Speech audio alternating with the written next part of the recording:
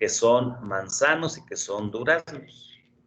De hecho, ahí estamos iniciando este proceso de propagación sexual. Aquí estamos, aquí estamos. Nosotros conseguimos las semillas y estamos en un proceso de actividades pregerminativas. Bueno, después de que germinen sus semillas, estas plantas van a crecer y tienen 4 fases en el ciclo sexual. Estas 4 fases, que es la juvenil, la de transición, la adulta y la embrionaria, va a variar en cuanto al tiempo que requieren para ubicar cuando ya llegamos nosotros a la fase adulta, y que la fase adulta es cuando se empiezan a producir flores y por lo tanto frutos. Esta fase juvenil se caracteriza por diferentes cuestiones morfológicas, como si tiene espinas, como coloración, pero lo más importante es que vamos acercándonos a la fase adulta, donde vamos a poder obtener flores. Bueno, de una vez, como puede tardar varios años, es lo importante, porque después de estos años, y ya cercano a que empiece a producir flores, o de hecho, si ya está produciendo, nosotros vamos a agarrar una parte de este árbol que ustedes sembraron y que esperaron a que empezara a producir flores. Vamos a agarrar una parte que le vamos a llamar una yema o estaca. Esta yema o estaca, nos va a poder generar una nueva planta. Y nosotros solamente la podemos manejar en una fase vegetativa para que siga produciendo plantas y plantas y plantas. De hecho, solamente necesitamos, si podemos nosotros, dejar que crezca la planta vegetativa, volvemos a agarrar otra yema y otra estaca y podemos seguir propagando más plantas. Si nosotros las queremos dejar que produzcan flor, frutos y semillas, también puede ser. Entonces tendríamos la fase vegetativa y la fase reproductiva.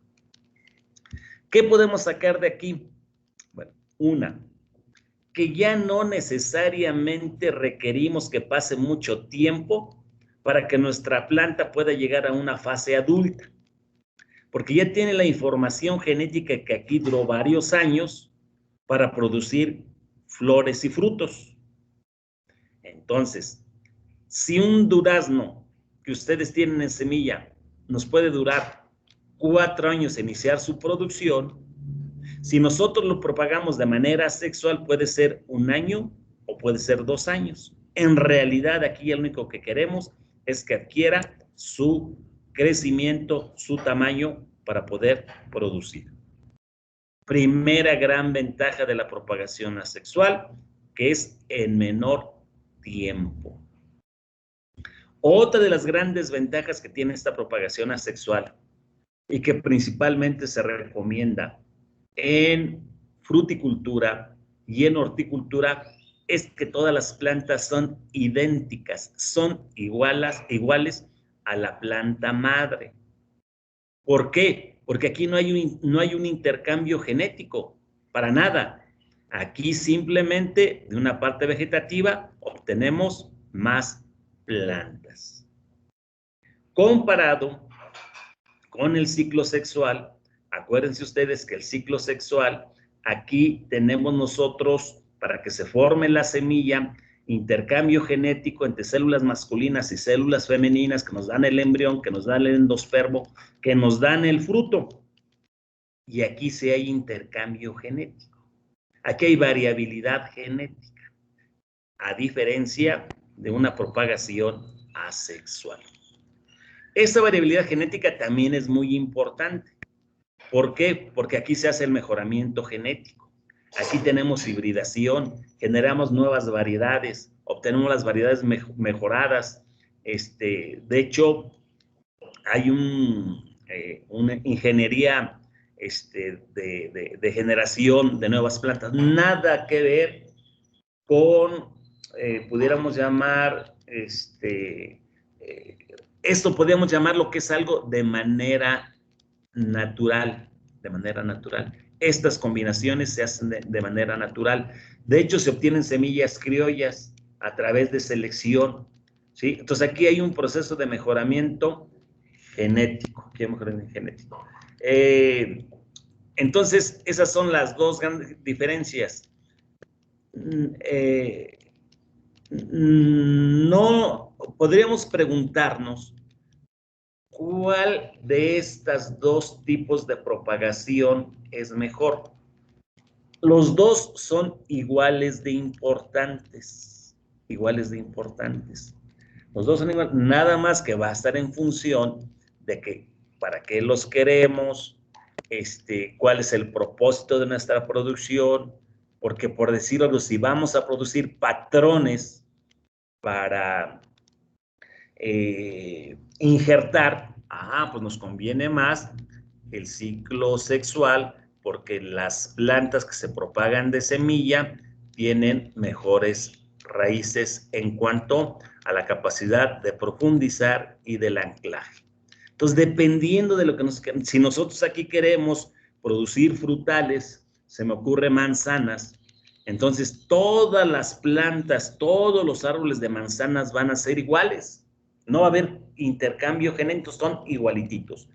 Con un manejo similar, lo que vamos nosotros a lograr es que todos los árboles crezcan del mismo tamaño, que inicien su producción en el mismo tiempo, que el tamaño sea igual, que el color sea igual, que el sabor sea igual. Y acuérdense que en cuanto a la calidad, tenemos que tener homogeneidad en cuanto a tamaño, a forma, a sabor, a olor, a color, etcétera, etcétera. Entonces, los dos son muy importantes. Pero si ya le sacaron una foto o ya lo escribieron, esto es muy importante para que les quede así una fotografía mental de cómo se dan estos procesos o cómo se llegan a interaccionar el ciclo sexual y asexual. Se les decía, y aquí este mejoramiento genético lo podemos decir que es de manera natural. Nada que ver con los transgénicos, ese es otro asunto, es manipulación genética, es otro asunto muy diferente. Esto de manera natural se da, pero también se da por la inducción del hombre sin alterar el asunto genético y de manera natural se da. Bueno, ahora lo que vamos a platicar es de esta yema o estaca que vamos a sacar de esta parte de nuestro árbol adulto, cómo podemos generar más plantas. ¿Preguntas, comentarios sobre estos ciclos o estamos en lo correcto?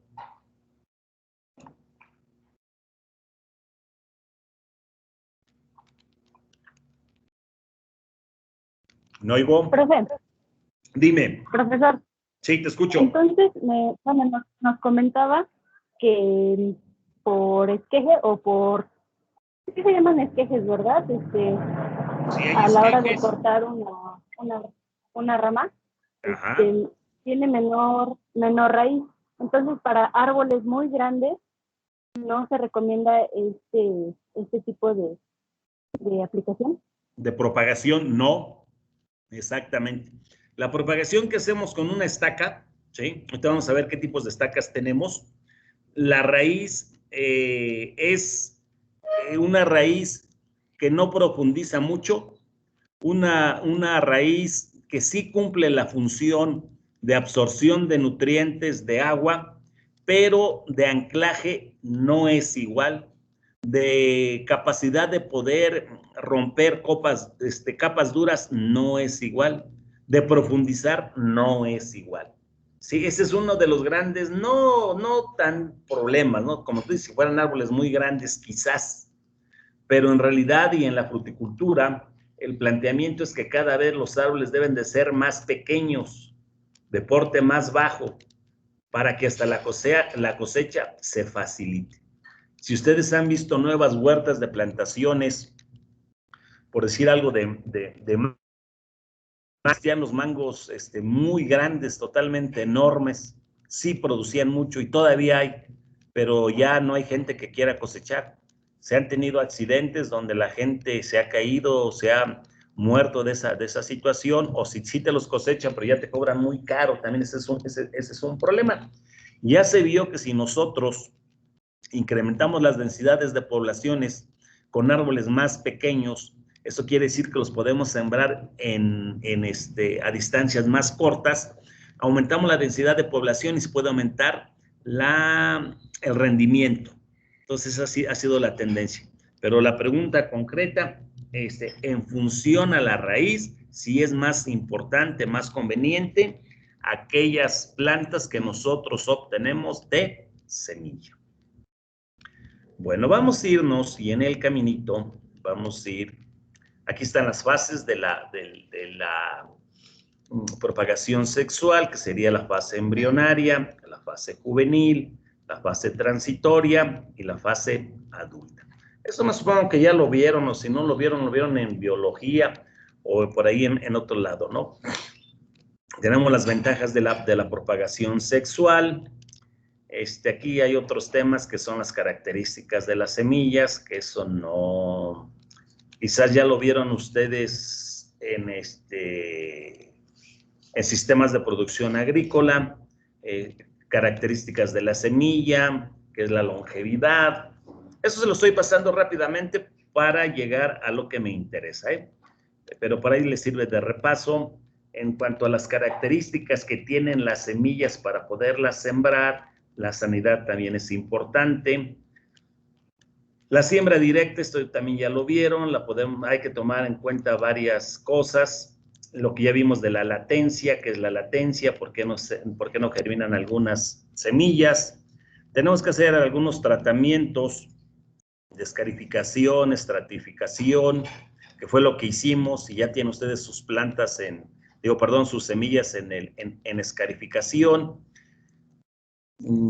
Esto ya lo vimos. La estratificación también, que debemos de ponerlas en humedad y en frío, protección de la semilla. Esto también, vamos a ver más adelante a nosotros algo referente a la densidad de la siembra, pero ahorita no es el tema.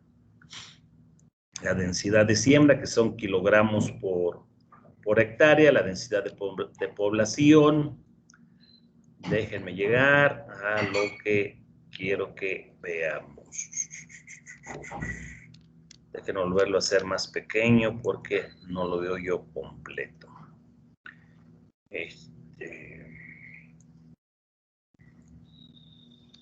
Esto es métodos de siembra al voleo, a chorrillo, que también ya lo vieron, mateado. Hay la producción de plántulas la producción se le llama producción de plántulas. Hay quien le llama producción moderna cuando utilizamos semilleros, un sustrato. Aquí está un sustrato que dice que esto, yo ahorita también voy a platicarles o hablarles de sustratos, ¿no? Entonces, hay sustratos que nosotros ya podemos comprar, que existen de manera comercial, y fíjense que hay mucho que se importa de Rusia, de Canadá. Estos sustratos, hagan de cuenta que es fango, es lodo de lagos, lagunas, que tienen un proceso de deshidratación y acondicionamiento, que es como si pareciera suelo, pero este suelo ya tiene características específicas que se considera como sustrato, que tiene características más específicas. ¿Qué características más específicas tienen nuestros sustratos? Uno, libre de patógenos. Otra característica que tiene el sustrato es que con el agua no debe de expandirse ni contraerse. Otra característica es que debe retener la humedad. Otra, que tenga firmeza. Para que si nosotros colocamos una estaca, pues que no con el agua, pues la estaca se pueda mover. Son características específicas a que tenga aireación. No olviden que si bien se requiere que haya humedad, también requerimos que haya aireación. A ver, díganme, ¿cuáles son los 4 componentes del suelo?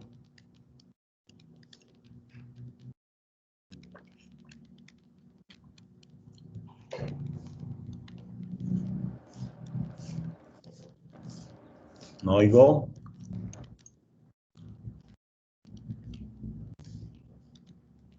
¿Sí están ahí o qué? ¿O yo estoy hablando solito?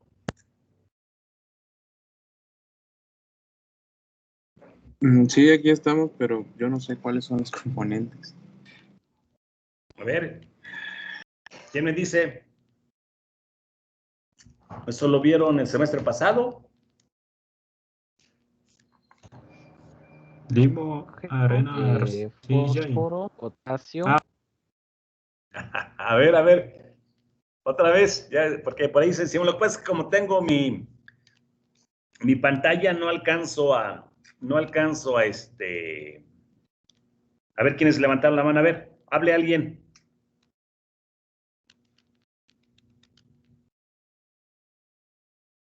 A ver, esos dos que hablaron. Lo que yo dije de los elementos del suelo es nitrógeno, fósforo, potasio y no me acuerdo que hay un cuarto, pero no recuerdo cuál es. A ver, ¿alguien más? Componentes del suelo.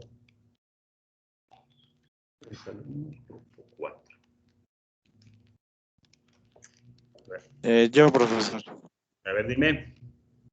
Según lo que yo vi en el semestre pasado, fueron minerales, agua, aire y material orgánico.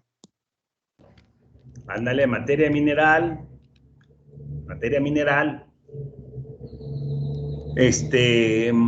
orgánica, aire y agua. ¿En qué porcentajes? En los minerales es el 45%, en el agua es 25%, en el aire es igual es 25% y en el material orgánico 5%. Exactamente. Esos serían unos componentes ideales de nuestro suelo. ¿Y por qué estoy recordando esta situación? Una, que el componente mineral es muy importante porque ayuda a muchas cosas. Por ahí quizás ustedes vieron o investigaron que la materia orgánica tiene 16 funciones. Entonces, en que un suelo tenga materia orgánica es muy importante. Y que tenga un 5% se dice que es un suelo rico. Dentro de esas 16 funciones, algunas de las que podemos ahorita mencionar o que nos pueden servir es que regula la temperatura, que retiene la humedad, que proporciona nutrientes, que incrementa la capacidad de intercambio catiónico, que funciona como amortiguador del suelo. Esa es una de las cosas para lo que nos sirve la materia orgánica, y por eso dice que si un suelo tiene el 5%, está excelentísimo. Sin embargo, muchos de los suelos, si no es que la mayoría, tienen menos del 2% y se consideran suelos pobres en materia orgánica.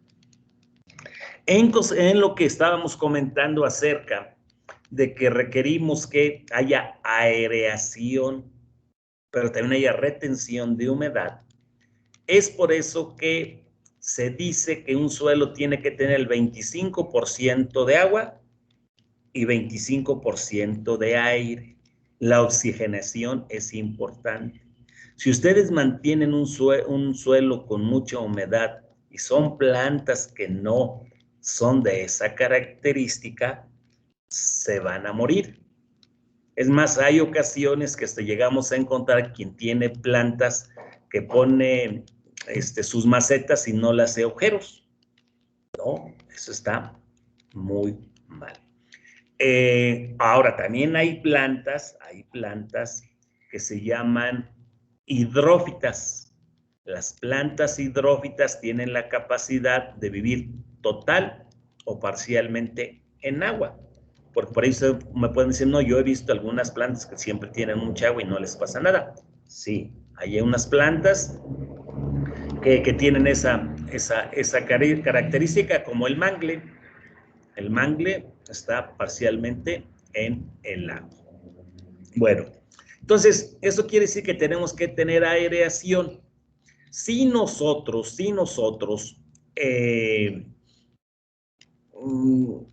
esa parte porosa donde tiene el aire, regamos, se va a humedecer, se desplaza el aire y se aumenta el porcentaje. Entonces, quiere decir que incrementamos el porcentaje de agua, disminuimos de aire. Y viceversa, conforme se va secando, se va incrementando el aire y se va perdiendo el agua. Se dice que los componentes aire y agua son los más variables, pero que favorecen a las raíces. Entonces, tenemos nosotros que estar al pendiente. Hay parámetros, no sé si lo alcanzaron a ver el semestre pasado, parámetros para ver cómo podemos medir la cantidad de agua que hay en el suelo, cómo saber qué tipos de agua hay en el suelo, cuáles son las constantes de humedad y cuánta agua debemos de aplicar para no desperdiciar. Ahorita se me vino a la mente esta pregunta. ¿Lo vieron? En sistemas de producción agrícola, lámina de riego. Sé que son de grupos diferentes y algunos quizás sí lo vieron y algunos no, pero quisiera tener una idea general. No quiero ni que me digan qué maestro, simplemente quiero que me digan si algunos sí lo vieron, si todos lo vieron, algunos no lo vieron o todos no lo vieron.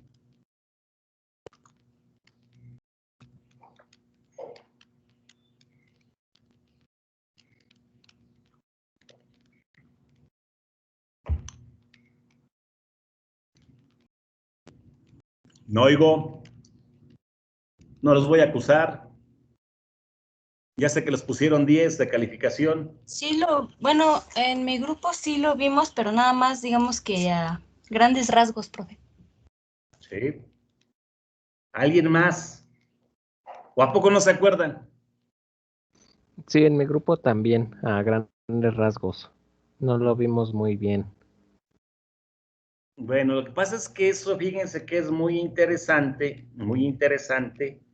porque a final de cuentas, además que ayuda en que las plantas se desarrollen bien, otra de las cosas que debemos de nosotros cuidar en la actualidad es el uso del agua. Y el uso del agua en la agricultura se ocupa mucho. y vean los grandes problemas que tenemos en la actualidad de las sequías, de que las presas no se están secando, ¿no? Ríos, cada quien es de diferente lugar y no sé si han visto, si por ahí donde son ustedes pasan algún río de ríos que se están secando, que hace años pasaba mucha agua, ya no pasa, ¿no? Y en lugares que parecía que eso no iba a suceder, como en San Luis Potosí, como en Veracruz, en otro lugar, algunas lagunas ahí en Michoacán, en Jalisco, todos se están secando. Y entonces nosotros como productores tenemos que cuidar mucho el uso del agua. De hecho, se ha mejorado porque se han cambiado los sistemas de riego, pero esto que les estoy platicando de saber cuánta agua se pierde y cómo solamente regar la que necesitamos para no desperdiciar o para poder sembrar mayor superficie, porque se hacen las estimaciones de cuánta agua podemos captar o cuánta agua podemos extraer y en función de eso se calcula cuántas hectáreas podemos sembrar. Pero si nosotros somos más eficientes con el agua, podemos nosotros tener mayor superficie. Bueno, eso nomás ahorita se me recordé esa situación que sí podría ser importante que la tomen en cuenta. Bueno, estos sustratos que les estoy diciendo que son suelas y sobre todo porque vamos hacia la propagación, que les estaba mencionando que ya en muchos lugares, los podemos comprar de manera comercial. Hay el pitmos, la agrolita, la vermiculita, la perlita, hay uno que se llama quequila. Hay diferentes nombres comerciales, ¿sí? Pero eso no quiere decir que ustedes puedan hacer su sustrato. Porque si vamos a propagar, no vamos a pensar y a decir, no, pues es que si vamos a propagar necesitamos comprar, que por cierto, son caros, para poder hacerlo. No. O sea, simplemente se facilita porque es más práctico, porque vienen ya preparados, porque no perdemos el tiempo en preparar el de nosotros, y además porque la gente tiene dinero para comprarlo. Sobre todo también, ¿no? Bueno. Estos sustratos podemos nosotros hacerlos en nuestro lugar de origen utilizando los materiales de la región. Generalmente podemos encontrar la arena. Ojo, tiene que ser arena de río, no arena de mina. Acuérdense que la arena de mina tiene una característica que la intención es que, como se usa para la construcción, adquiera una consistencia, una dureza. No, tiene que ser arena de río. O también, en algunas ocasiones, si hay canales de riego, en los canales, con el paso del agua, se lleva las partículas pequeñas y al llevarse las partículas pequeñas deja las partículas más grandes que son arenas. Ahí también podemos nosotros obtener arena. Otra, podemos utilizar tierra. De preferencia, pudiera ser tierra de monte o tierra de encino. O si no tenemos ese tipo de tierra, podemos utilizar la tierra donde se va a hacer la siembra definitiva. Esa tierra también sirve. Hay unas que son buenas, hay unas que son muy arcillosas, pero por eso las vamos a mezclar.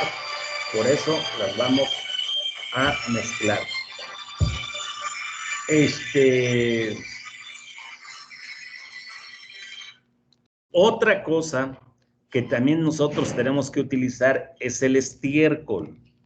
Generalmente tiene que ser un estiércol seco y descompuesto. Este estiércol seco y descompuesto puede ser de cualquier tipo, pero principalmente se recomienda el de caballo. Por alguna razón es más caliente, tiene más fibra, entonces si hay de caballo es mejor. Pero pueden utilizar el que sea. Y ahí está la proporción. Más o menos 25 y 25 y 50 de estiércol. Imagínenselo. Arena, tierra de monte, estiércol seco y descompuesto, y en esa proporción. Lo que tenemos que hacer es arnearlo, quitarle toda la parte gruesa, basura y demás. Y otra cosa que podemos hacer es ponerle un desinfectante. Antes hagan de cuenta que Comillas Express, ahorita se me olvidó el nombre, Comillas Express gigantes, donde se ponía este tipo de tierra a desinfectar. También antes se utilizaba un producto que se llama bromuro de metilo, que ya está prohibido, era un gas. Una vez que ya teníamos la mezcla, más o menos vamos a suponer que esta era la mezcla, poníamos un plástico, una manguerita que era del aplicador, era un líquido que al salir del bote se gasificaba y desinfectaba. Pero como son muy peligrosos y muy tóxicos, se han prohibido. Ahorita nosotros podemos comprar un fungicida de manera comercial, que están hechos a base de cobre, no son muy caros, y lo mezclamos aquí, y este nos sirve como desinfectante. Entonces, de esta manera vamos a tener nosotros nuestro sustrato de estas características. Hay otros sustratos que también podemos utilizar que de la región, principalmente que puedan retener la humedad. Hay quien utiliza la acerrín, hay quien utiliza el tezontle. O sea, hay otros materiales de la región que podemos utilizar. ¿Sale? Bueno, entonces era importante que hiciéramos una pequeña pausa para platicar acerca de los sustratos. Bueno, vamos a seguir más adelantito hasta donde quiero que vayamos. Aquí tenemos un ejemplo de algunos almácigos, algunos cuidados que tenemos que tener en el almácigo. Aquí nos vamos a detener otro poquito. Cuando nosotros hacemos propagación y cuando vamos a agarrar una parte de una planta donde queremos que pueda generarse raíces, hay ciertas condiciones que nos pueden ayudar a que se dé esta situación. Y una de ellas es una cama caliente. Una cama caliente, ¿qué va a ser? Va a ser una estructura que puede ser de este tipo, ¿sí? Dice, a ver, es un semillero para clima frío, hecho con un sustrato especial que se mantiene cálido y contrarresta las bajas temperaturas. Se construye en zanjas de unos 30 metros de anchura, de longitud variable y de 1 metro de profundidad, excavadas en el suelo y que se rellenan hasta 60 o 70 centímetros de estiércol bien descompuesto. Se completa relleno con tierra vegetal o con sustrato.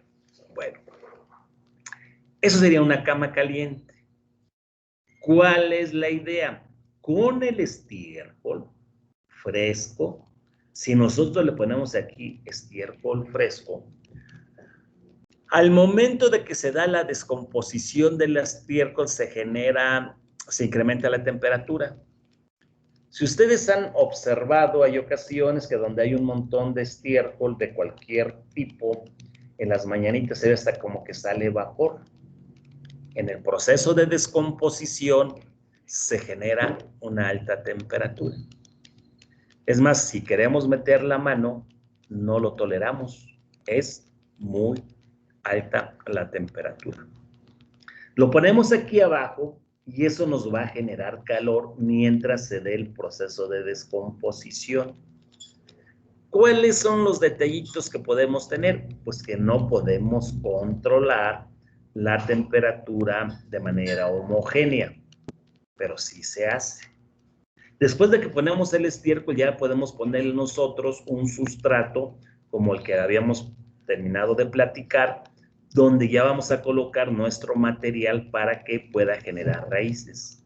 Entonces, el calor se genera con el estiércol. Sin embargo, ya hay infraestructura, hay equipos que nos pueden sustituir el estiércol. De hecho, por decirlo esto, hagan de cuenta que son tuberías, ¿sí? Y como cuando llevamos la ropa a la tintorería que se ve que están planchando y que con vapor, pues hay equipos que generan el vapor y que sale por aquí para incrementar la temperatura. Igual, por aquí sale el vapor y entonces lo llenamos con sustrato. Pregunta, ¿de qué otra manera podríamos nosotros incrementar la temperatura?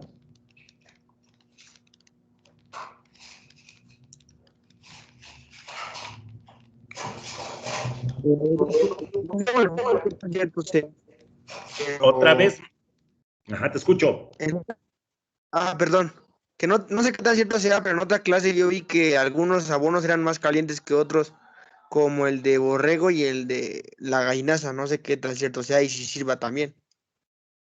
Sí, cualquier estiércol en el proceso de la descomposición genera calor. Quizás sí hay algunos que sean más que otro, pero todos sirven. Otra forma es con resistencias eléctricas.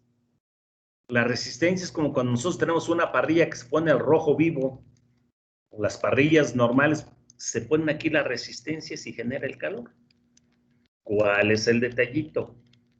El costo de la energía eléctrica. Entonces eso nos limita un poco. Bueno, la idea es que ustedes vean que se puede hacer que a escala pequeña o a gran escala, pues de hecho hay viveros que tienen esto bien hecho y derecho, ¿no? Pero entonces existen las camas calientes para que se incremente la temperatura. Ahorita vamos a ver más adelante. De hecho, a ver, creo, no sé si ya les platiqué o ya les dije, a ver, ¿a qué temperatura se desarrollan mejor, se duplican las células?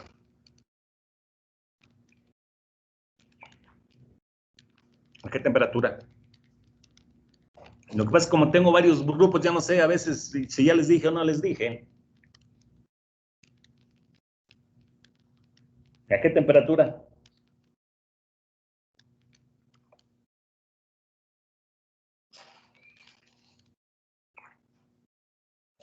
Por ahí anótenlo. La temperatura ideal para que se puedan desarrollar, dividir las células son 26 grados centígrados. Entonces, entre más lo podamos aproximar, es mejor. No es que diré, si no llegamos, no, por eso no va a haber raíces. Profe. Hey. Entonces, digamos que los 26, 27 grados centígrados son lo idóneo para que la vida se dé, porque, sí. Bueno, hace algún tiempo yo había estado checando que los peces también para que, bueno, al menos los de acuario, para que se mantengan con vida, necesitan estar a los 27 grados centígrados. ¿Los peces? Sí, y ahorita, bueno, se me vino a la mente esa temperatura, pero pues fíjate, es semejante a 26 en las plantas. 26 en las plantas. Sí, profe, gracias. Órale, pues, entonces, el chiste es darle las condiciones favorables. Porque podríamos decir, pues entonces vamos más temperatura. No.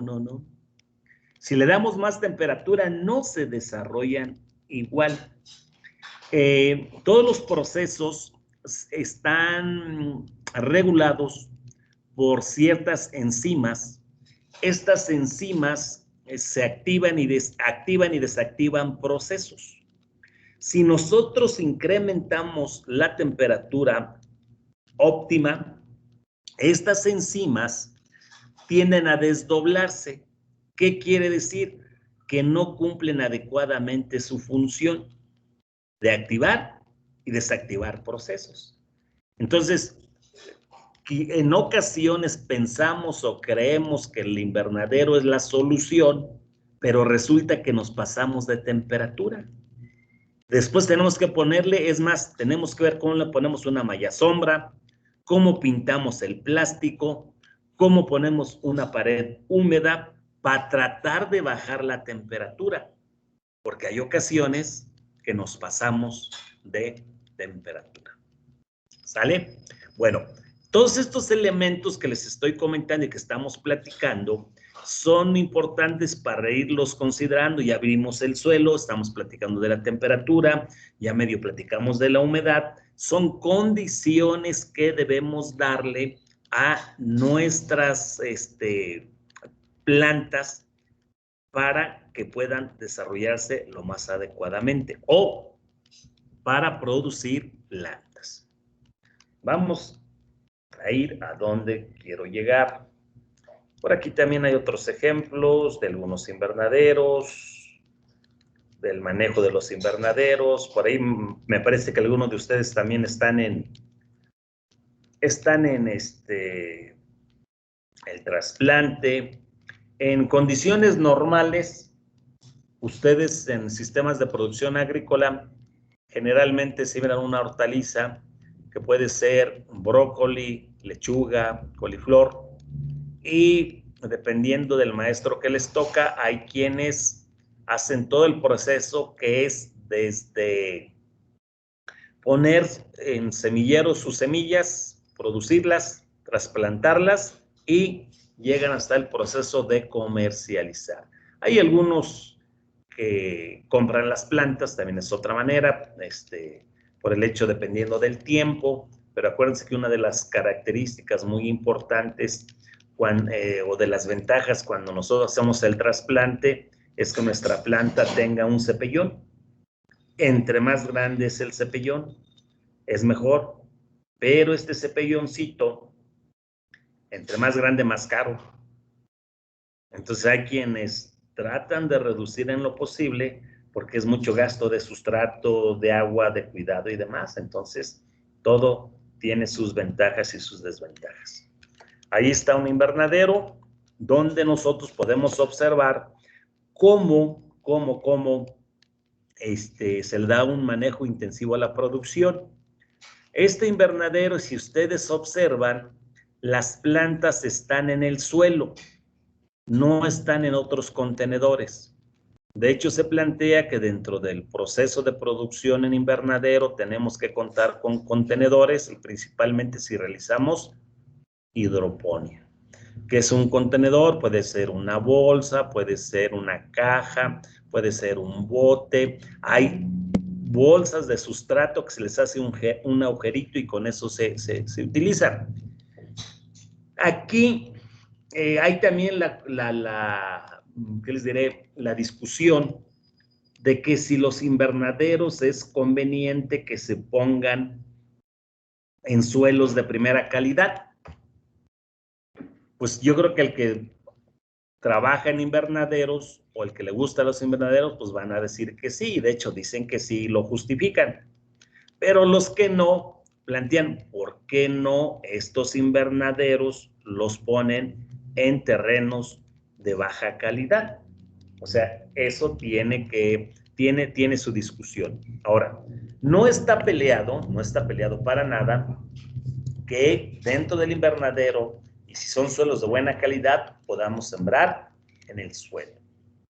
La otra, aquí, además de que nosotros regamos, ya sea por manguera o por cintilla, por goteo, también fertilizamos, que sería la fertirrigación. Y le digo, y la otra sería la hidroponía, donde en contenedores ponemos el agua y aplicamos los nutrientes. La hidroponía no necesariamente tiene que estar adentro de un invernadero. La hidroponía, el manejo de producción con agua y nutrientes puede ser a cielo abierto. No cuando hablemos de hidroponía, luego vamos a pensar que necesariamente tenemos que tener un invernadero. No, no es cierto, no necesariamente. Ahora, porque además el invernadero tiene otras muchas más ventajas, tan solo se contempla como una forma de producir, dice, de protección, agricultura protegida. La protegimos del clima, la protegemos de los insectos, de las plagas, etcétera, etcétera. Otro de los grandes problemitas que se tiene de esto, aprovechando que estamos viendo esta imagen, es que no sé si han visto que en algunos momentos se les pone un plástico aquí. Se les pone un plástico.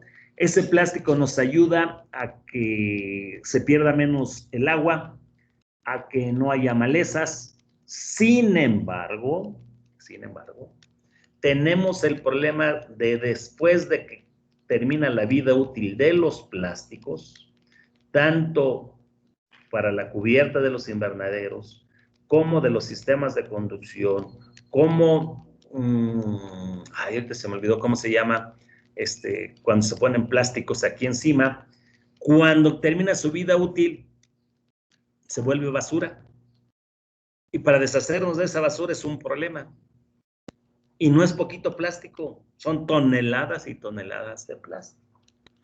Se ha visto, bueno, que pueda ser degradable. Pues sí, pero si es degradable, tiene menor resistencia. Y pues también eso no nos conviene. Hay mucha controversia sobre este asunto. Una cosa que se está haciendo es, todos estos plásticos, en un molino los trituramos y el plástico se puede reciclar. Con el plástico molido se vende y se recicla.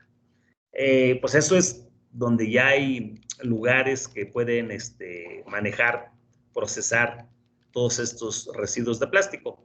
Pero el que no los tiene, ¿qué hacen? Lo amontonan y lo queman, con el grave problema de la contaminación. Entonces, como todo en la vida, tiene sus ventajas y sus desventajas. Hay lugares, hay pueblos que llega la innovación donde siembran tomate y tienen hectáreas de plástico. Pero ¿cuál es el problema? Cuando cosechan, ahí dejan los plásticos en el terreno. Hay gente que va y renta por ahí ustedes deben de ver, si son en algunos lugares que se ven así, superficies completamente cubiertas de plástico. Y no está regulado. O sea, puede llegar a cualquier municipio, llevan su tomate, ponen su plástico, las hectáreas que sea, y nadie les dice nada. Se van y ahí dejan los plásticos. Yo creo que eso hace falta regularlo.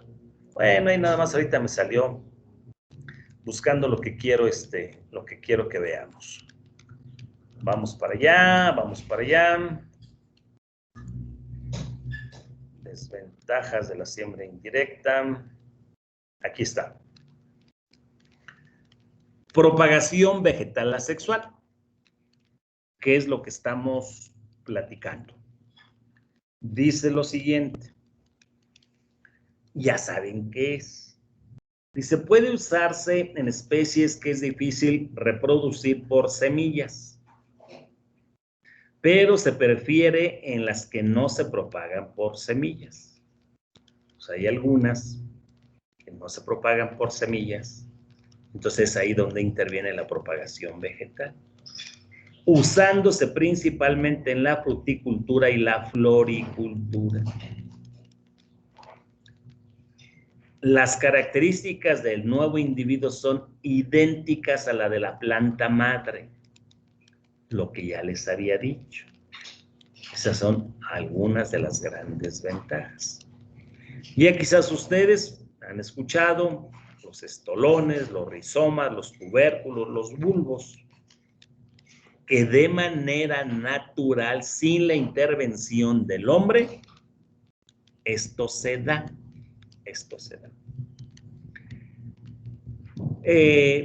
También comentamos que, déjenme ver, se me perdió. Aquí está. También comentamos que la propagación asexual tiene dos fases. La vegetativa, que inicia cuando la planta se separa o se establece para que se desarrolle como un individuo independiente y comprende el crecimiento de la planta en altura y en volumen. Lo que queremos ya es solamente que esta planta dé un crecimiento y un volumen para que pueda producir más. Para que pueda producir más. Porque acuérdense que comentamos que una plantita puede estar pequeña y ya puede producir porque ya tiene la información genética y sus yemas pueden producirnos flores y por lo tanto frutos. Entonces, tenemos la fase vegetativa y la otra sería la fase reproductiva. La fase reproductiva o de floración inicia cuando algunos de los puntos de crecimiento se diferencian en yemas florales. Ya les dije que las yemas nos pueden dar ramas, hojas, flores. En yemas florales, reduciéndose el crecimiento vegetativo y produciéndose flores. Con las flores, frutos y semillas. Entonces, no pierdan de vista que en la fase vegetativa tenemos dos fases, comparado con la fase sexual, donde tenemos 4 fases. Técnicas de propagación. Vamos a ver cómo podemos nosotros propagar de manera sexual algunas plantas. Ya habíamos platicado estas, que son lo de los rizomas, tubérculos, bulbos, que de manera natural se dan, ¿sí? Pero hay otras donde el hombre interviene. Y una de ellas es la propagación por estacas. ¿Qué es la propagación por estacas? Dice, se realiza a partir de fragmentos de partes vegetales. Ojo, fragmentos de partes vegetales que le llamamos estacas o esquejes, que se establecen en un sustrato, que ya platicamos de él, en un ambiente controlado de luz, temperatura, humedad, libre de patógenos. También ya hablamos algo de la temperatura, de la humedad, libre de patógenos, de modo que se favorezca la emisión de raíces. Ojo, entonces lo que nosotros queremos en una estaca es que se generen raíces adventicias. Repito, no sé que en el examen no me lo vayan a contestar correctamente, creo que ya se los dije como 1000 veces. Las raíces adventicias son aquellas que se generan en una planta que no provienen de la semilla. Como esto no es una semilla, es un fragmento, nos va a dar raíces adventicias. Entonces, favorece la emisión de raíces y la formación de la parte aérea de una nueva planta. Eso sería la propagación por estacas. El principio, las bases de esta propagación son muy extensas. Le digo, hay capítulos completos sobre este asunto. Nosotros vamos a platicar lo más somero posible. Ya les dije que si quieren revisar más a detalle, además de que lo pueden encontrar en internet, hay un libro buenísimo que ya les mencioné, que es un libro que se llama De Propagación, Principios y Prácticas de Harman y Kester. Se avienta capítulos completos de cada uno de estos temas. Y muy bueno. Bueno, entonces, ¿cuáles serían los principios y las bases de este asunto? Aquí tenemos el ejemplo de una estaca. Ahorita vamos a regresar aquí. Especies que pueden ser propagadas por estacas de tallo. Porque no solamente hay estacas de tallo, pero las estacas de tallo, las plantas que podemos propagar son las siguientes: caña de azúcar, higuera, vid, guayaba, peral, nopal, nochebuena, rosal, membrillo, manzana, durazno, chabacano, ciruela. Si se dan cuenta, la mayoría, al principio nos dijeron que eran frutales y que eran flores. Sí, fruticultura y creo que decía ornamentales. Aquí hay algunas excepciones que ahorita las vamos a platicar. Bueno, ¿qué sucede con esas estacas? ¿Qué tenemos que hacer? Miren, tenemos que hacer lo siguiente. Déjenme tomar un vasito de agua porque ya estoy sediento.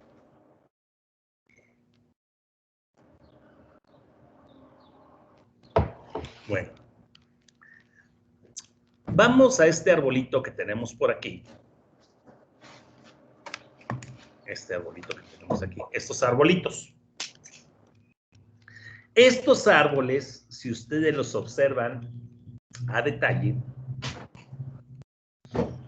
tienen una estructura. Déjenme ver si me deja hacerlos un poquito más grandes.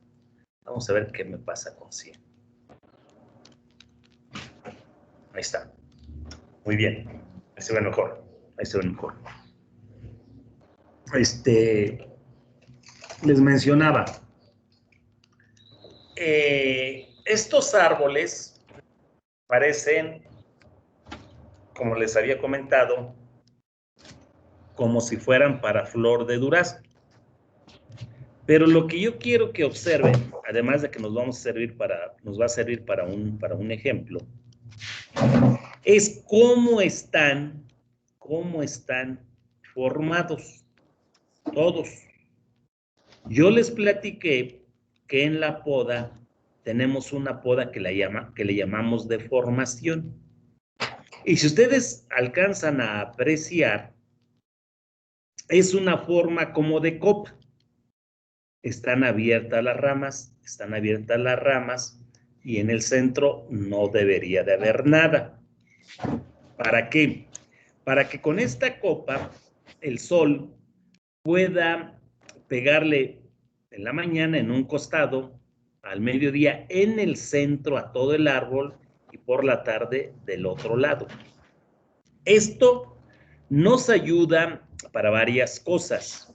Una, que la luz le pega de manera uniforme a todo el árbol.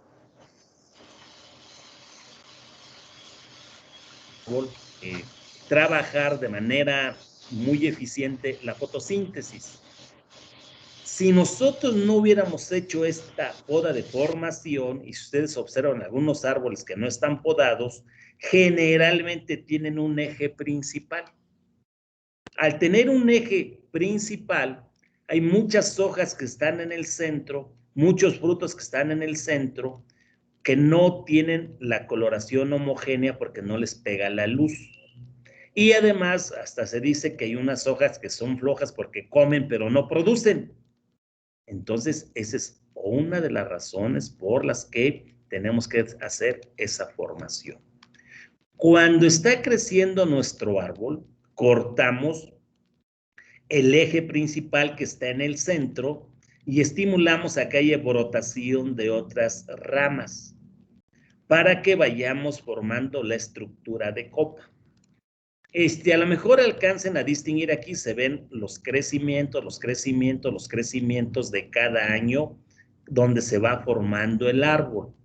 Entonces, tenemos que mantener la formación de nuestro árbol y también tenemos que hacer la poda de saneamiento, dijimos, todas aquellas ramas que estén mal ubicadas, que estén deformes, que estén dañadas, que estén enfermas, las tenemos que quitar. De hecho, si nosotros estamos intentando mantener una estructura de copa, todas las ramas que van hacia el centro, que salen y se dirigen hacia el centro, las podemos dejar para que produzcan, pero al siguiente año las tenemos que cortar para que no nos modifique la estructura del árbol. Bueno, ¿de dónde vamos a tomar una estaca? Generalmente todos los árboles, y principalmente cuando son ya en producción, requerimos nosotros hacerle su poda. ¿Cuándo se hace la poda? La poda la hacemos principalmente y en árboles caducifolios antes de que inicie la brotación. Estos ya están brotados. Estos ya están brotados. Pero ya que tengo aquí esta imagen y me sirve de ejemplo, les comento. Tendríamos nosotros que tomar una rama antes de que empiece la brotación. Cualquier rama, no. La rama que vamos a tomar es una rama que sea del brote del año anterior. La rama del brote del año anterior no está lignificada, no está dura, no está muy gruesa, no está muy corriosa. Esas son las que sirven. Pero tenemos que tomarla antes de que suceda esto de la brotación. ¿Por qué? Porque se dice que lo que la planta tiene de reserva, que reservó el año anterior en sus ramas, en sus tallos, para la brotación, se ocupa en la floración o en este momento ya se ocupó. Y si ya se ocupó, se dice que está vacía. Entonces ya no tenemos nosotros sustancias de reserva que nos vayan a ayudar a que se generen las raíces. Entonces ya no nos serviría. Hay otros métodos donde, aunque estén brotadas, nos pueden servir, pero que vamos a ver más adelante. Entonces, imagínense ustedes que vamos a tomar de aquí la rama que aún no ha brotado. Ahora, esta rama que vamos a cortar aquí, les comentaba que la parte que está más cerca al tronco se le llama parte basal. La parte que está más retirada se le llama parte distal. La zona más adecuada para utilizar las estacas es la parte del centro. La parte del centro. ¿Por qué? Porque en la parte basal se dice que hay mayor acumulación de carbohidratos y en la parte distal de reguladores de crecimiento. Para que una estaca pueda emitir raíces necesita tanto reguladores de crecimiento como carbohidratos. Por eso se recomienda que sea la parte del centro. Si está muy gruesa, en realidad ya no tendría caso. Si está muy delgado, tampoco. ¿Por qué? Porque esto ya se probó, se comprobó que para tener mayor éxito podamos utilizar las del centro. ¿De qué tamaño? Bueno, aquí podemos cortar toda la rama y luego la fraccionamos aproximadamente de 30 centímetros. ¿De qué grosor? Que no sea más de 1 centímetro ni menos de medio centímetro, más o menos en ese rango. Quizás un poquito más, pero un poquito menos ya puede estar muy delgada. Más o menos eso es lo que tendríamos que hacer para que nosotros pudiéramos ir y cortar nuestras ramas que vamos a utilizar como estacas para propagar nuevas plantas. Bueno, entonces ya tenemos nuestra estaca. Aquí está nuestra estaca. ¿Sí? Ya la cortamos a 30 centímetros. Tiene 30 centímetros. ¿Qué sucede con esta estaca? Bueno, esta estaca, algo que también tenemos que tener nosotros cuidado o atención, es que las yemas, que tenga yemas. Pero tenemos que buscar que sean unas yemas que estén hidratadas, que tengan protuberancia. Ahora sí que se les vea con ganas que quieren brotar. Se les llama que tengan yemas vivas, que nuestra estaca tenga yemas vivas. Porque hay otras que ahí ustedes pueden observar en cualquier árbol, si lo ven, que tiene yemas, pero que no se ve que tengan la opción de poder brotar. Se les llaman yemas ciegas. Entonces, si no vemos que tiene la posibilidad de que pueda brotar, no nos sirven. Tenemos que buscar estas que estén más en condiciones o que se vea que tienen intenciones de vivir, de brotar. Cortamos nuestra estaca a 30 centímetros. Ojo, tenemos que tener el cuidado de que tenga varias yemitas. Una cosa que podemos hacer y que nos puede favorecer para que haya mayor emisión de raíces es hacer unas incisiones aquí en la base de nuestra estaca, unos cortes con la navaja, y le vamos a poner un regulador de crecimiento. Este regulador de crecimiento ya lo podemos encontrar de manera comercial, que es RAD y Rhizome.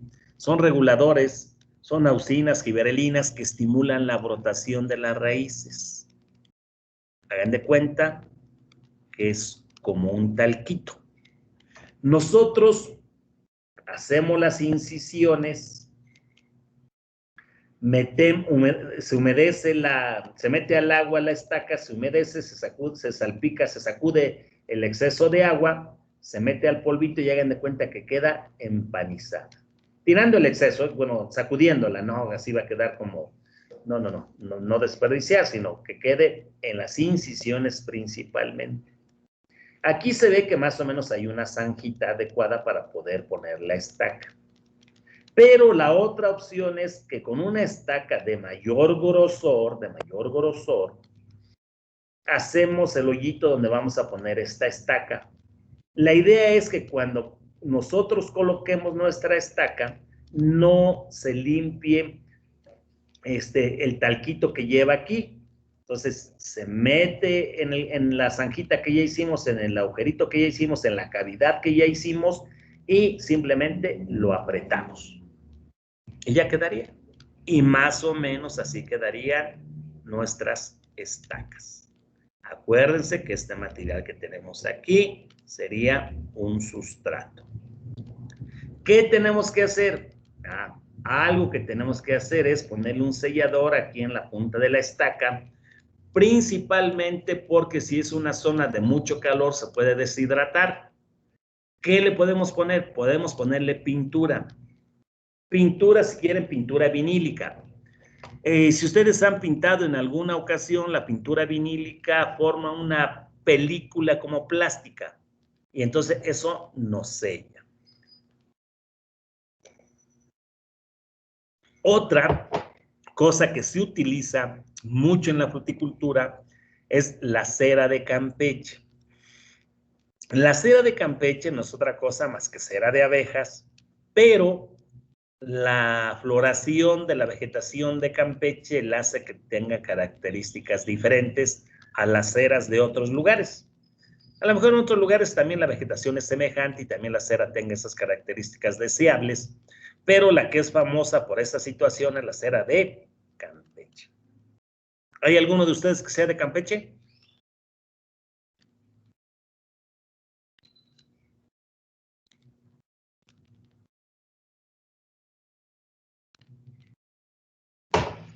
¿Cuánto cuesta el kilo de cera normal de abeja? ¿Alguien sabe cuánto cuesta el kilo de cera normal de abeja?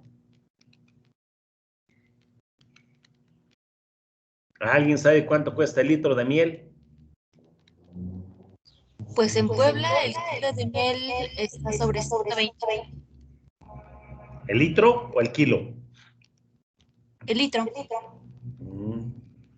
Muy bien. ¿Y la cera? ¿No sabes? No, profe, la verdad no he preguntado. ¿Alguien sabe cuánto cuesta una caguama?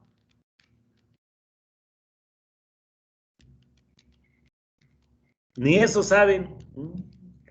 Como 35 pesos, ¿no?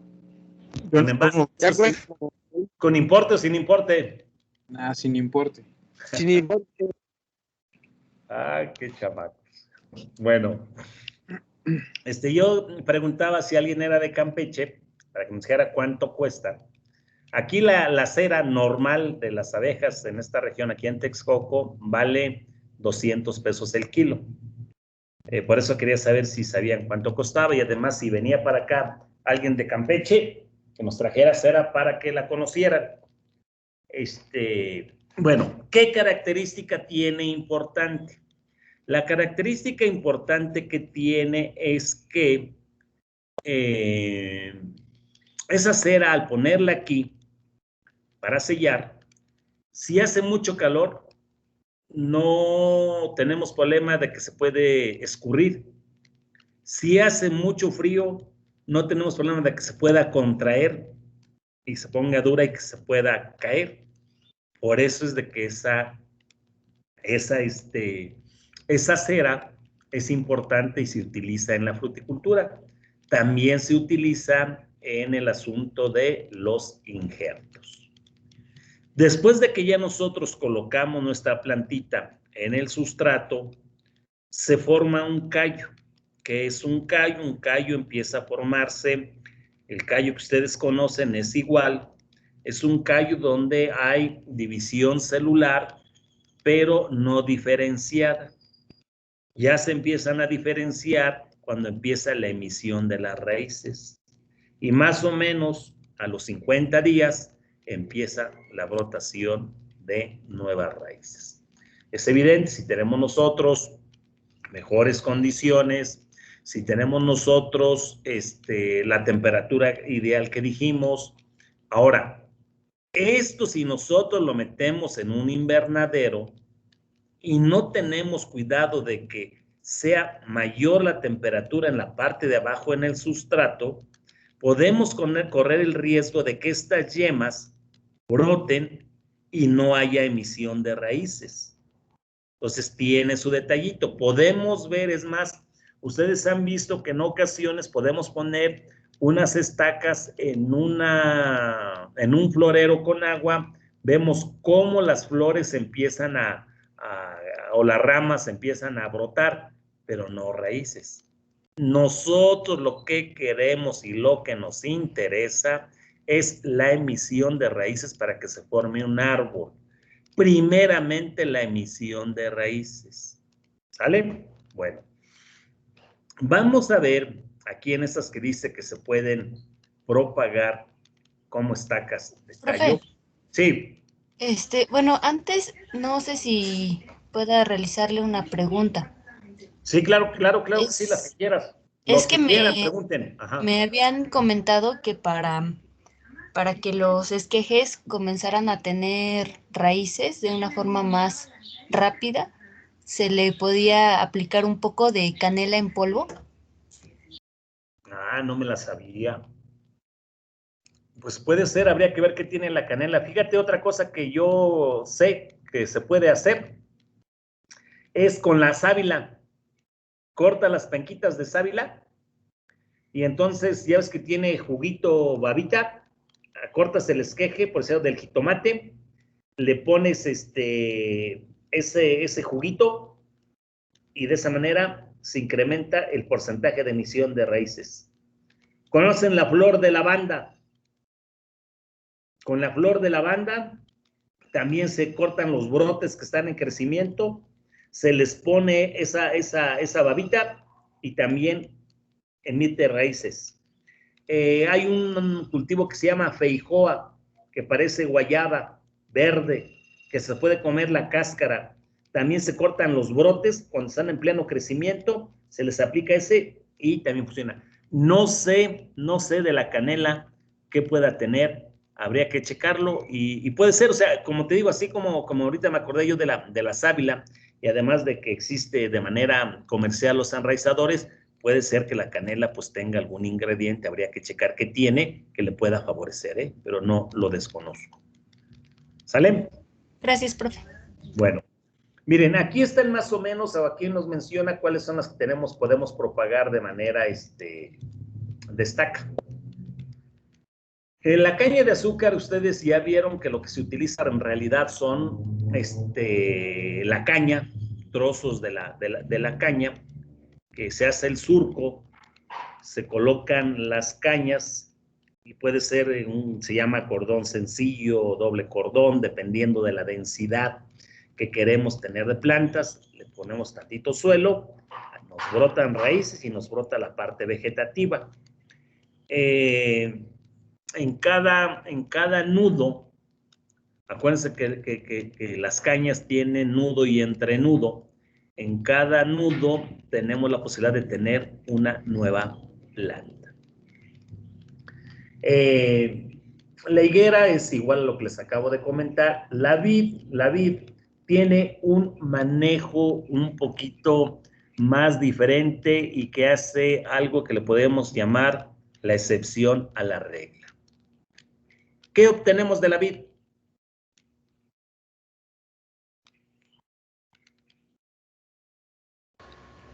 Uvas. ¿Y con las uvas? Vino y el fruto. Sidro.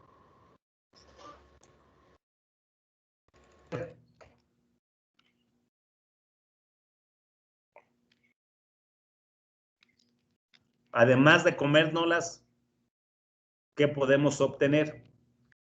El vino. Vino, exactamente. Acuérdense que el vino se obtiene del proceso de la fermentación. ¿Qué más podemos obtener? Sidra. ¿No es de la manzana?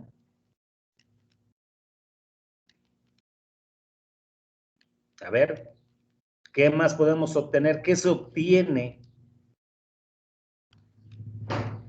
Ahí había uno que se llamaba viejo vergel, ¿qué era? No sé si todavía existe. ¿Sí existe el viejo vergel o no?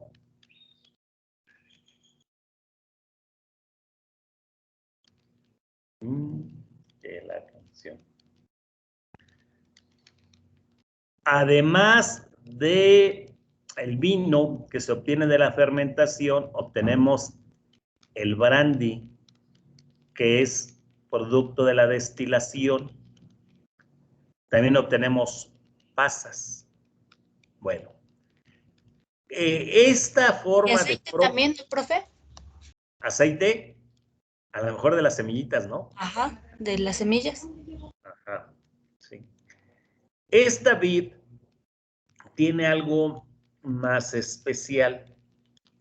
Miren, estas plantas de vid, las plantas de vid que también se propagan por estacas, cada año las debemos de podar. Y entonces, con lo que podamos, nosotros podemos propagar más plantas. Más o menos sacamos también, antes de que broten, se podan y se hacen grupos de estacas, muchas estacas, y se hacen manojos. Se amarran con alambre recocido del alambre de los albañiles. No importa que le marque acá, son cientos de estacas en un manojo.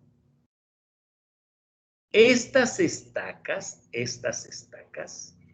ya que están en ese manojo grande, vamos y las ponemos así más o menos como vimos que estaba la estructura de una cama caliente, pero las ponemos de manera invertida, de cabeza, y las tapamos con arena perfectamente, dejando de la base que queda en la parte de arriba tapada en 8 centímetros en arena, completamente arena.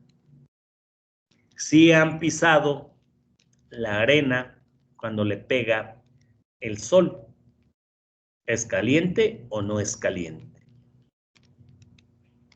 Sí, profe, sí es muy caliente, ¿no? Entonces acuérdense que estamos diciendo que una característica o una condición para que puedan emerger las raíces es alta temperatura.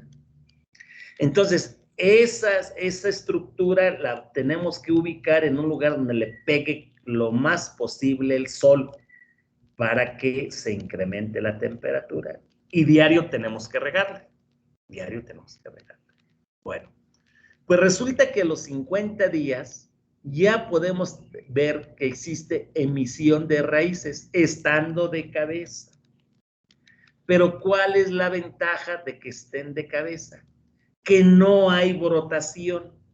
Si nosotros pusiéramos las plantas de vid en esta posición, como comentamos que se debe de hacer, antes de que broten las raíces, brotan las yemas. Y eso no es lo que queremos. Lo que queremos inicialmente es la brotación de las raíces. Entonces, ya que se hayan brotado las raíces, se saca el fajo de estacas y ya las podemos poner en el lugar definitivo o en bolsas. Y entonces ahora sí ya, como ya tiene raíces, se facilita más la brotación de las yemas. Esa es una excepción a la regla de cómo nosotros podemos propagar las plantas de vid en forma de estacas. Hay quien pues no, yo he visto que así las hace, pues sí, sí las pueden hacer, pero el porcentaje de emisión de raíces y de brotación de las estacas es mayor en la forma que les estoy comentando. Otra cosita que también nosotros podemos checar aquí es el nopal. Lo que nosotros utilizamos como estaca de nopal es una penca, que también se le llama cladodio o también le llaman raqueta. Nosotros también tenemos que cortar estas pencas de nopal antes de que inicie la brotación. Antes de que inicie la brotación, también es antes del invierno, en donde hace frío, o en otros lugares hay que buscar que las pencas todavía no tengan muchos brotes, muchos nopales pequeños. Esa penca, si nosotros la cortamos, hay quienes de una penca la dividen y hacen generan varias plantas de nopal. Sin embargo, ahí tenemos que tener cuidado de que no vaya a haber pudrición y también tenemos que ponerle un desinfectante, un fungicida para evitar.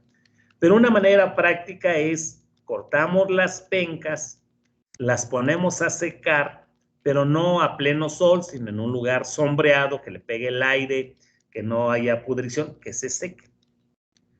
Una vez que se sequen, ya podemos nosotros sembrarlas en el lugar definitivo. La orientación que le tenemos que hacer a estas pencas de nopal tiene que ser, hagan de cuenta que la costillita tiene que ir de norte a sur. De norte a sur.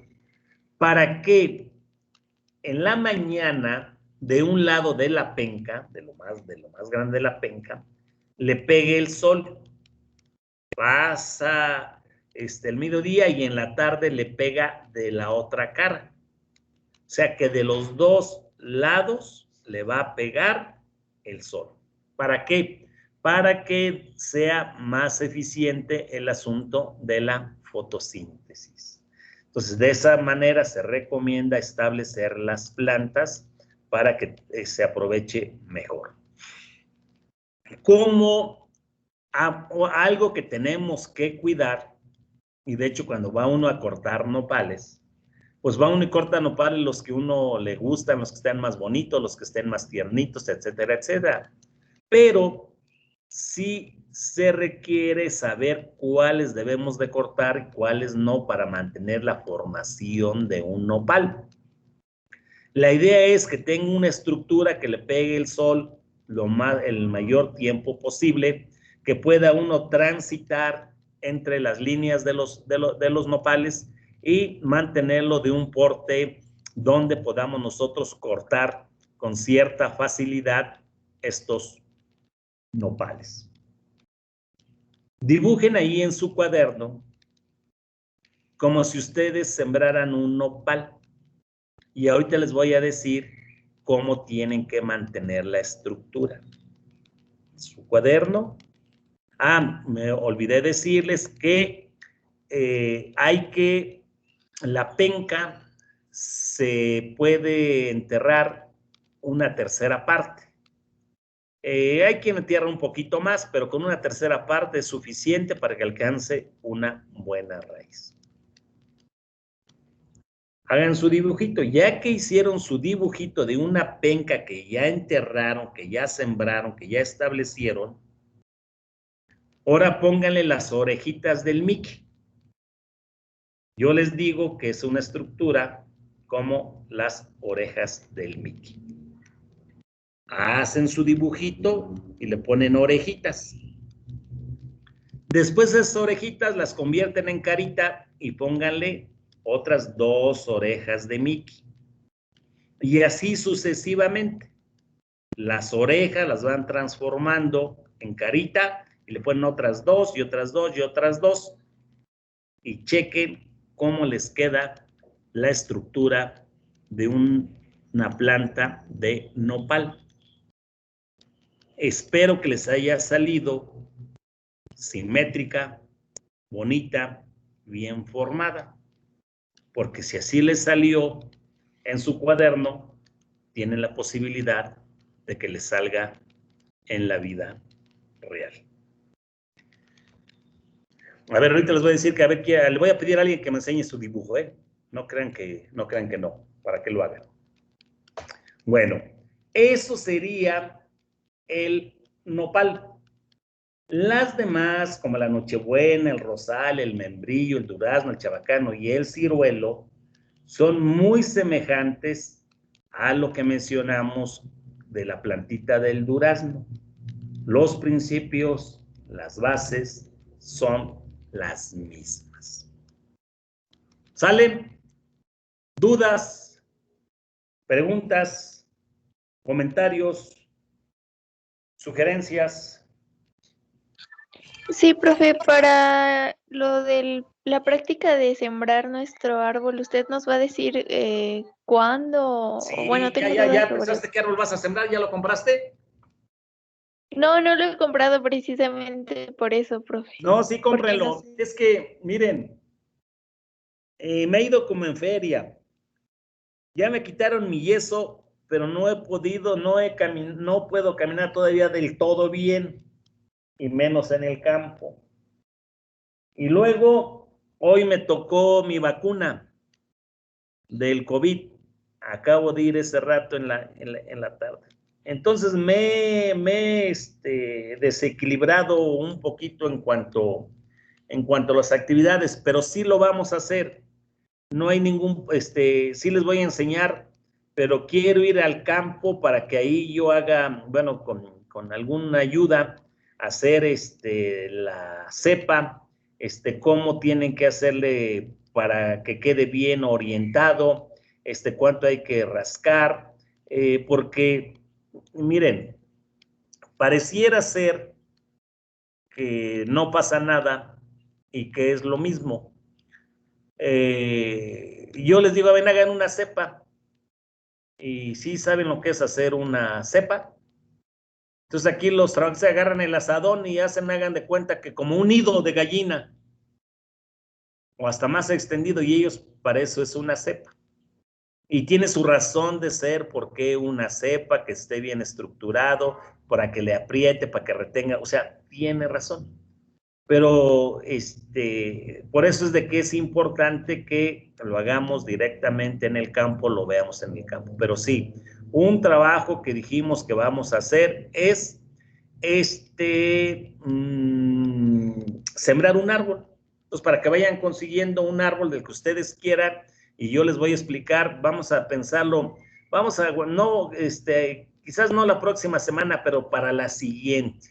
Espero ya estar en mejores condiciones y todavía podemos estar en tiempo. Acuérdate que una de los parámetros como para pensar en que estamos en tiempo de poder sembrar es la época de lluvias. Entonces, de hecho, apenas está iniciando la época de lluvias.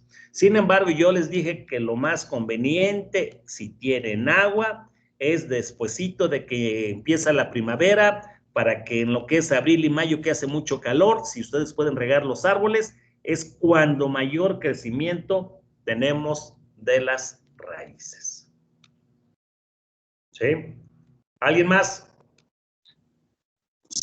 Y el árbol puede ser el que sea, profe, pero de un frutal, ¿no? Ajá, el que sea, no, puede ser también un ornamental si quieren. Un ornamental o un forestal, no, el que quieran, no hay ningún problema. De hecho, todos tienen el mismo principio para establecerlo.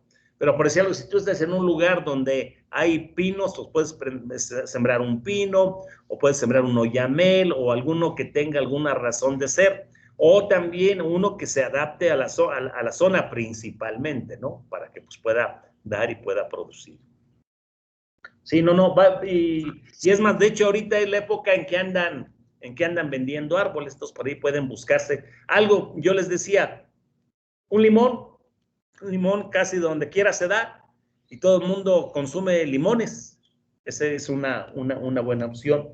Yo aquí, fíjense que en Texcoco, yo tengo un árbol de mandarina con más o menos buen manejo y riego y demás. Da unas mandarinas que como que no es creíble, que están muy jugosas.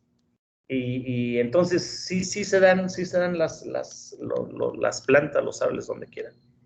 ¿Salen? A ver quién me va a enseñar su dibujo. A ver, enseñen cómo quedó su planta de nopal. A ver quién me lo va a enseñar.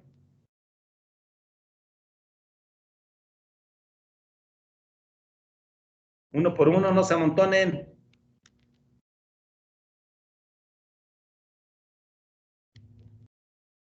No veo nada.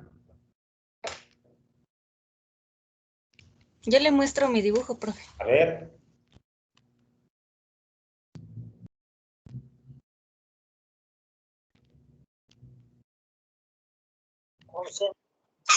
Oiga, profe, la presentación que vimos en clase, ¿la podemos checar en los archivos de Teams? No, muy bien, Lisbeth. Muy bien. Más o menos, ahí algunas se te encimaron, pero más o menos sí es Sí, una se me encimó. Ajá, se te encimó. Muy bien, María, ¿cómo te llamas, María, qué? María Lisbeth Ortigosa García. María Lisbeth. Muy bien, Lisbeth. Por ahí alguien me preguntó de estas notas, de esta presentación. Sí. Pues sí, se las podría yo prestar, aunque no todo es de los temas de fruticultura, O sea, que estamos hablando de propagación, y ahí está incluido. Sí, se las puedo, más adelantito se los subo. ¿Sale? ¿Sale, jóvenes? Tengo que irme a ver si gana el Cruz Azul. ¿Entonces les gusta el fútbol o tampoco? Van a perder los profe. ¿Pero por qué va a perder? Ya perdió mucho. Igual le voy a Cruz Azul. Ahí está. ¿Quién eres para que te ponga un punto más? Sale. Se cuidan. Nos vemos el próximo. Gracias, profe, que esté bien. Nos vemos, profe. Hasta luego, profe. Que esté bien, gracias. Hasta luego. Hasta luego. Que se recupere pronto, profesor. Hasta luego. Gracias, profe. gracias. Bien. Sí, esperemos que ya vaya de salida. Gracias, profe. Hasta luego, cuídese. Sí, gracias. Sale, profe, nos vemos. Órale, hasta luego.